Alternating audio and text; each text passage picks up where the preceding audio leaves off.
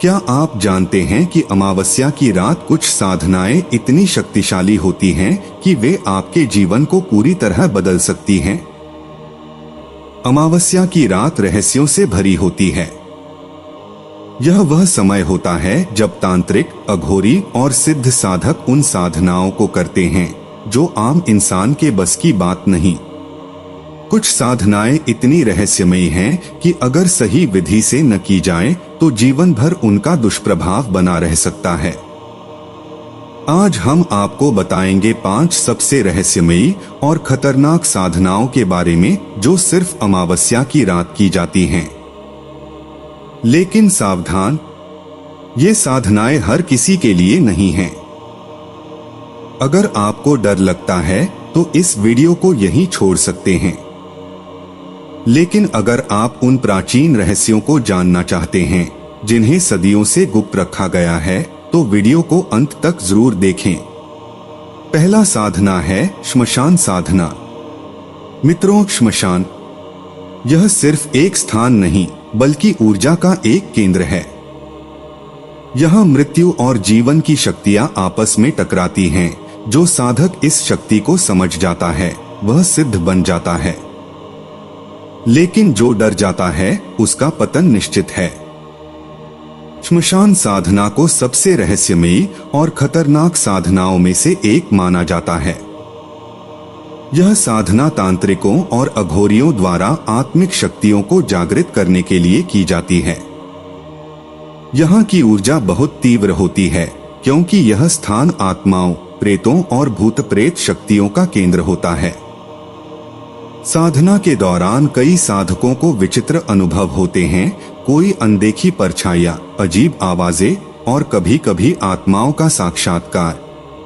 इसे करने के लिए मन का दृढ़ होना आवश्यक है, वरना इसका दुष्प्रभाव जीवन भर बना रह सकता है। भारत के प्राचीन तांत्रिक ग्रंथों में श्मशान साधना का उल्लेख मिलता है। यह साधना विशेष रूप से तांत्रिक, अघोरी और शैव संप्रदाय के साधक करते हैं।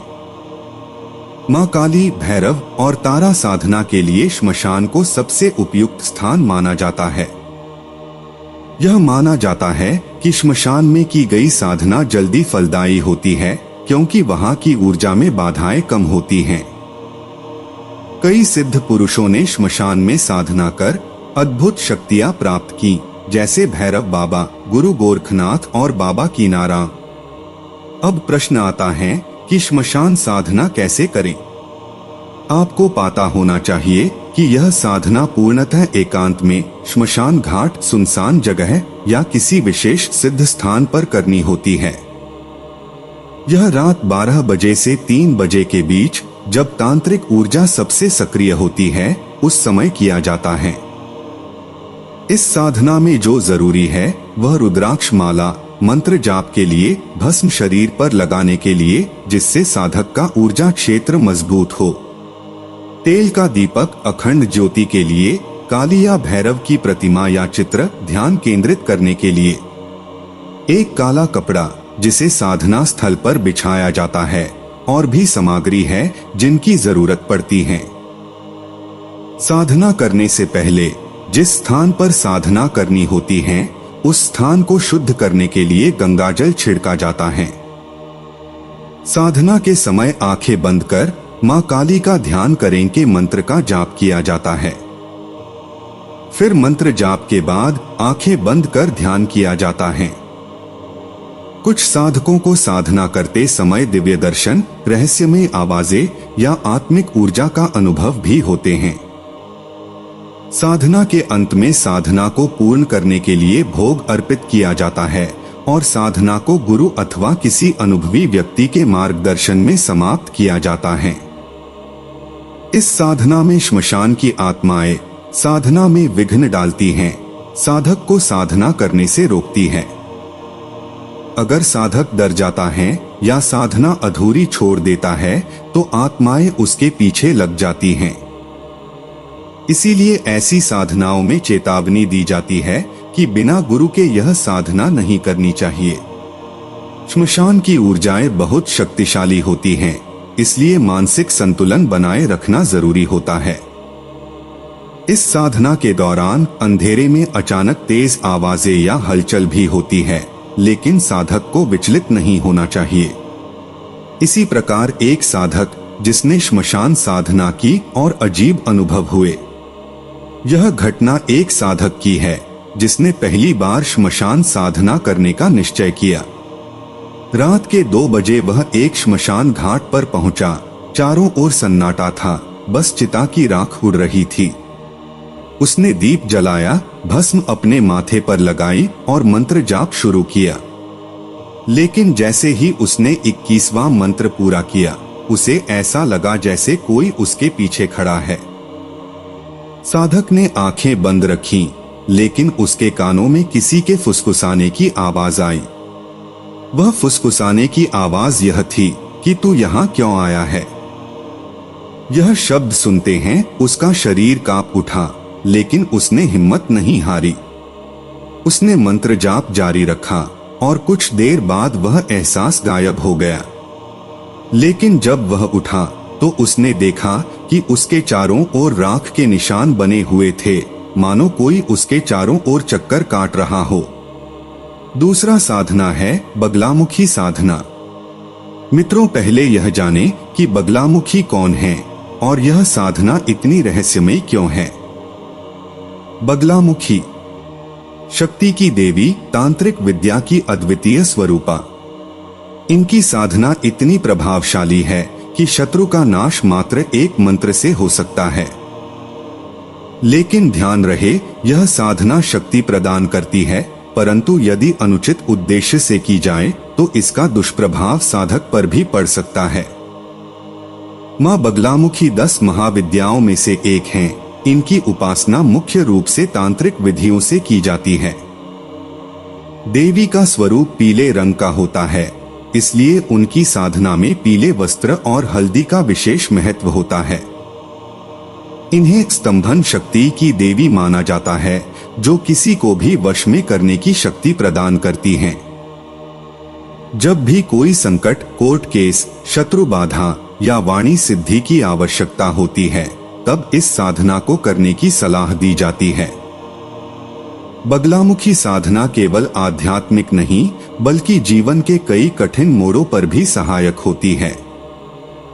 यह साधना उन लोगों के लिए अत्यधिक प्रभावी होती है जिनके जीवन में शत्रुओं की बाधाएं अधिक होती हैं। इसे करने से शत्रु का प्रभाव कम हो जाता है और वह स्वयं ही शांत हो जाता है। बगलामुखी साधना से वाणी में अद्भुत प्रभाव उत्पन्न होता है। यदि किसी का भाषण या संवाद प्रभावशाली नहीं है, तो यह साधना वाणी में आकर्षण और शक्ति बढ़ाती है।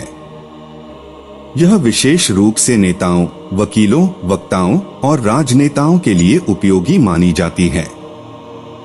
यदि किसी पर गलत आरोप लगे हों या कोई कानूनी मामला बहुत समय से चल रहा हो, तो इस साधना से सकारात्मक परिणाम प्राप्त हो सकते हैं। यह साधना विरोधियों को शांत करने में मदद करती है। इस साधना को मंदिर, एकांत स्थान या घर में शुद्ध वातावरण में किया जा सकता है। यह साधना रात 10 बजे से 3 बजे के बीच सबसे प्रभावी होती है। इस साधना में पीले वस्त्र देवी को प्रिय हैं, इसलिए पीले कपड़े पहनकर साधना करनी चाहिए। 108 मनकों वाली माला से मंत्र जाप किया जाता है तथा साधक को पीले रंग के कपड़े पर बैठकर साधना करनी चाहिए। गाय के घी का दीपक जलाएं, देवी को भोग अर्पित करें। इनकी साधना में और बहुत सारी विधियां हैं, जिससे और बताने लगे तो वीडियो बहुत लंबी हो जाएगी। इनकी साधना पर आधारित एक सच्ची घटना है जो काफी प्राचीन काल की है। एक राजा जिसने बगलामुखी साधना से अपने राज्य की रक्षा की थी। यह कहानी प्राचीन भारत के एक राजा की है जिनका राज्य शत्रुओं से घिरा हुआ था। चारों ओर से दुश्मन आक्रमण कर रहे थे और कोई भी रणनीति सफल नहीं हो रही थी। तब एक सिद्ध तांत्रिक ने राजा को मां बगलामुखी की साधना करने की सलाह दी। राजा ने 21 दिनों तक कठोर साधना की, पीले वस्त्र धारण किए और रात भर मंत्र जाप किया। धीरे धीरे शत्रुओं में अजीब परिवर्तन आने लगे, उनकी योजनाएं विफल होने लगीं, उनके मन में संदेह और भ्रम उत्पन्न हो गया। कुछ ही दिनों में वे आपस में लड़ने लगे और बिना किसी युद्ध के राजा की विजय हो गई। यह शक्ति थी बगलामुखी साधना की, जो किसी को भी निर्बल कर सकती है और साधक को अपराजेय बना सकती है।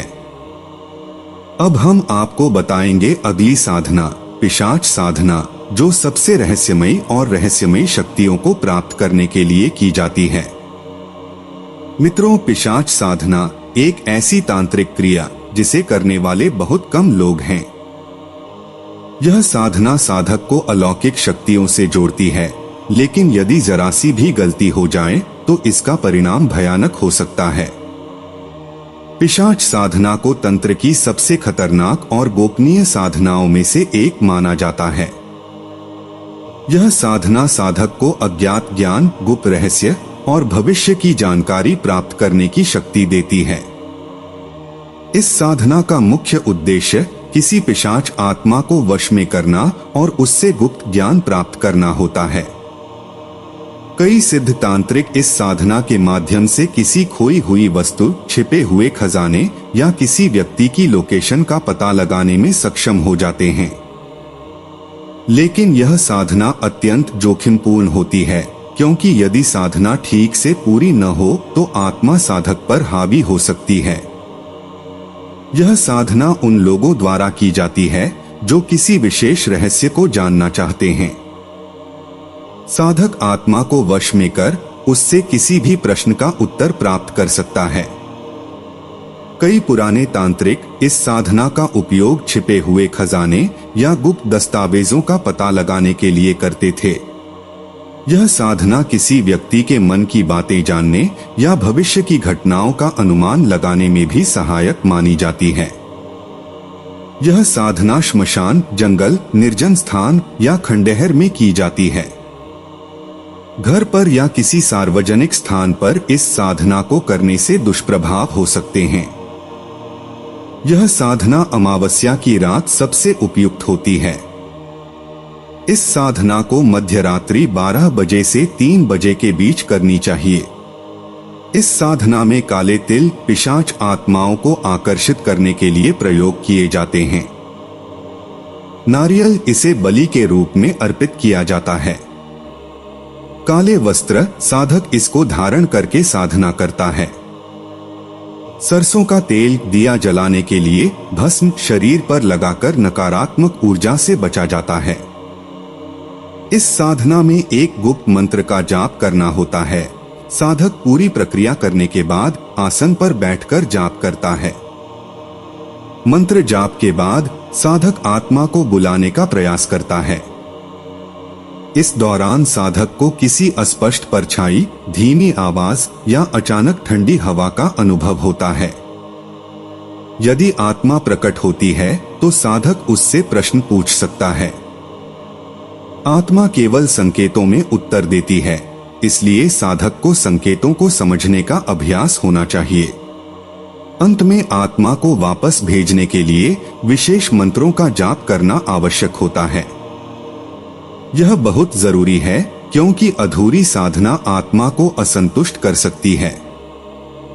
इस साधना में सबसे बड़ी खतरा यह होता है कि आत्मा साधक पर हावी हो सकती है। यदि आत्मा को सही तरीके से विदा नहीं किया गया तो वह साधक के साथ रह सकती है। कुछ साधकों को मानसिक भ्रम, डरावने सपने या अनचाही घटनाओं का सामना करना पड़ सकता है। बिना गुरु के यह साधना करना अत्यंत खतरनाक हो सकता है। अब हम जानेंगे प्रेत साधना के विषय में। यह एक ऐसी तांत्रिक क्रिया जिसमें साधक सीधे प्रेत आत्माओं से संवाद करता है। लेकिन ध्यान रहे, यदि आत्मा असंतुष्ट हुई या साधना अधूरी रह गई तो इसका परिणाम भयानक हो सकता है। यह साधना प्राचीन काल से गुप्त रूप से की जाती रही है। इसमें साधक किसी प्रेत आत्मा को बुलाकर उससे प्रश्न पूछता है या किसी विशेष गुप्त जानकारी को प्राप्त करता है। कुछ तांत्रिक इस साधना के माध्यम से अदृश्य शक्तियां प्राप्त करने का दावा करते हैं। लेकिन अगर यह साधना गलत तरीके से की जाए तो आत्मा साधक पर हावी हो सकती है और उसे नुकसान पहुंचा सकती है। कुछ लोग इस साधना का उपयोग अपने पूर्वजों से संपर्क करने के लिए करते हैं। ऐसा माना जाता है कि आत्माएं कुछ समय तक इस संसार में भटकती हैं और यदि सही विधि से उनसे संपर्क किया जाए तो वे अपनी अधूरी इच्छाएं प्रकट कर सकती हैं। कुछ तांत्रिक इस साधना के माध्यम से विशेष तांत्रिक शक्तियां प्राप्त करने की कोशिश करते हैं।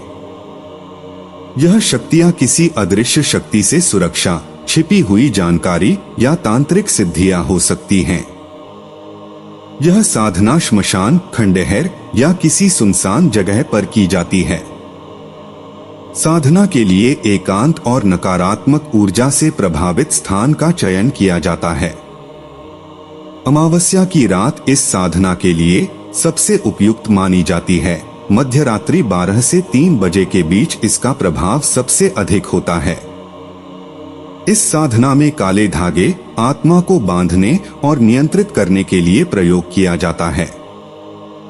सरसों के तेल का दीपक आत्मा को आकर्षित करने के लिए जलाया जाता है। मिट्टी का चूल्हा साधना स्थल को सुरक्षित रखने के लिए प्रयोग किया जाता है। रुद्राक्ष माला आत्मा से रक्षा करने के लिए धारण की जाती है।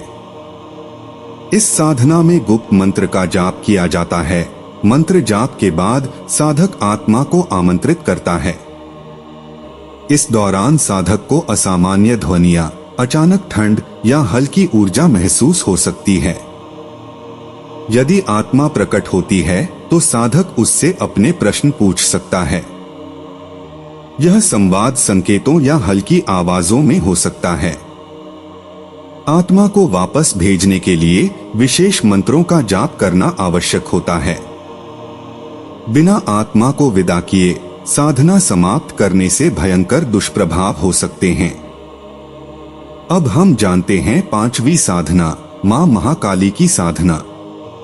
मां काली विनाश और उत्थान की देवी, वे केवल तंत्र की देवी ही नहीं बल्कि सृष्टि की शक्ति हैं। उनकी साधना करने वाला साधक अपार शक्ति और सिद्धियों को प्राप्त कर सकता है। लेकिन यह साधना आसान नहीं होती। काली महाविद्या की प्रमुख देवी हैं, जो अघोर पथ और तंत्र साधना की सबसे उग्र शक्ति मानी जाती हैं। उनका स्वरूप भयावह है, लेकिन वे अपने भक्तों को असीम शक्तियां प्रदान करती हैं। श्मशान और तंत्र से जुड़ी होने के कारण उनकी साधना रहस्यमयी और अत्यंत प्रभावशाली मानी जाती है। कई प्रसिद्ध तांत्रिकों ने काली साधना के माध्यम से अलौकिक शक्तियां प्राप्त की हैं। काली साधना से साधक को मानसिक और आत्मिक शक्ति मिलती है। साधक की ऊर्जा बढ़ती है और वह नकारात्मक शक्तियों से स्वयं की रक्षा कर सकता है। तंत्र ग्रंथों में कहा गया है कि मां काली की साधना से साधक की इच्छाएं पूरी हो सकती हैं। धन, सफलता, शत्रुनाश, वशीकरण आदि के लिए यह साधना की जाती है। यह साधना विशेष रूप से श्मशान में की जाती है। यदि श्मशान संभव न हो तो किसी एकांत स्थान में मां काली का चित्र स्थापित करके भी की जा सकती है। अमावस्या की रात इस साधना के लिए सबसे प्रभावशाली होती है। रात 12 बजे से 3 बजे के बीच यह साधना करनी चाहिए। इस साधना में साधक को लाल या काले वस्त्र धारण करने चाहिए। तिल के तेल का दीपक जलाया जाता है और मंत्र जाप के लिए आवश्यक रुद्राक्ष की माला का उपयोग किया जाता है। बलिदान अगर आवश्यक हो, नारियल, नींबू या कोई तांत्रिक भोग चढ़ाया जाता है। मां काली के चित्र के सामने बैठकर ध्यान करके दीपक और अगरबत्ती लगाया जाता है। इसके बाद एक गुप्त मंत्र का जाप किया जाता है। मंत्र जाप के दौरान साधक को विभिन्न ऊर्जा अनुभव हो सकती हैं। कभी कभी मंत्र जाप के बीच हल्की ध्वनियां या अचानक वातावरण में बदलाव महसूस होता है। साधना समाप्त होने पर मां काली से आशीर्वाद मांगें और उन्हें पुष्प अर्पित करें। यदि किसी विशेष मनोकामना के लिए साधना कर रहे हैं तो उसे स्पष्ट रूप से मां काली के सामने रखें। मां काली की साधना में दृढ़ निश्चय होना चाहिए। यदि कोई साधना के दौरान डर गया या अस्थिर हो गया तो साधना बीच में ही रुक सकती है और परिणाम विपरीत हो सकते हैं। यह साधना सिर्फ उन्हीं के लिए है जो मानसिक और आध्यात्मिक रूप से तैयार हैं। बिना गुरु के गहरी तांत्रिक साधनाएं न करें। तंत्र शास्त्र कहता है कि हमारा शरीर और ब्रह्मांड ऊर्जा से बना है।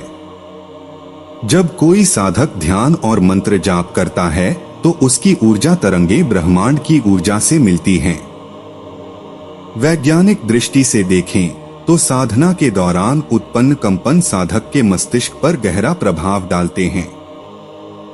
इसलिए ये साधनाएं केवल अंधविश्वास नहीं बल्कि ऊर्जा और मानसिक शक्ति को नियंत्रित करने का तरीका भी हैं। अगर आपको यह वीडियो पसंद आई तो इसे लाइक और शेयर करें। क्या आप तंत्र और साधनाओं में रुचि रखते हैं तो हमारी अगली वीडियो में आपको बताएंगे तांत्रिक सिद्धियां और रहस्यमयी शक्तियों की सच्चाई।